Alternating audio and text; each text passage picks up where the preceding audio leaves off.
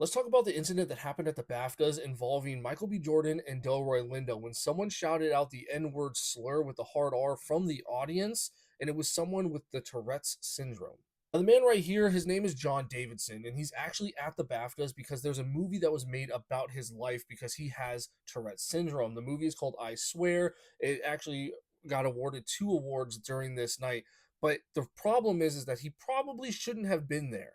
Robert Aramayo, who is the lead in the movie I Swear, who is going to be depicting John Davidson's life, this is why he was there. But the problem is everybody involved with the situation knew of his condition and knew that this was a common thing that he would say because of his syndrome that he has. So he shouldn't have even been there, or at least he shouldn't have been in such a public room. Regarding this situation, the main issue that I have is not Tourette syndrome and is not John Davidson. It's how the BAFTAs reacted and handled this entire situation from when it happened to when it aired. When it happened, Alan Cummings came out and made like a formal apology, but it was towards the entire audience and who it may have affected or offended, but it should have been a direct apology to Michael B. Jordan and Delroy Lindo.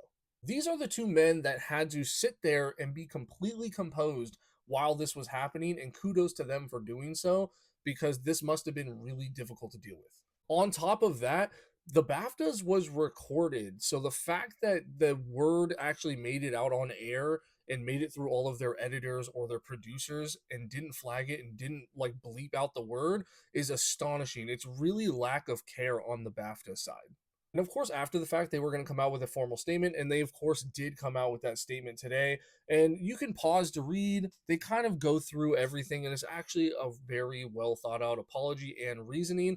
The only one I still can't get behind is the fact that they said that they didn't hear the word when they were going through the edit, which makes no sense to me coming from an editor. So that is a full thing on their part where they messed up.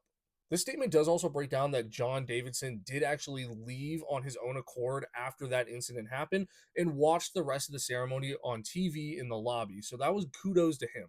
But overall, I just feel horrible for Michael B. Jordan and Delroy Lindo for just having to deal with that entire situation, and they handled it beautifully. And again, the main reasons why this issue just completely bothers me is the fact that they didn't get a formal apology to directly them, and the fact that this did air on TV, like it's just negligence on the BAFTA side. And the biggest thing, in my opinion, is that this is now going to be like going down as a legacy memory when it comes to the BAFTAs.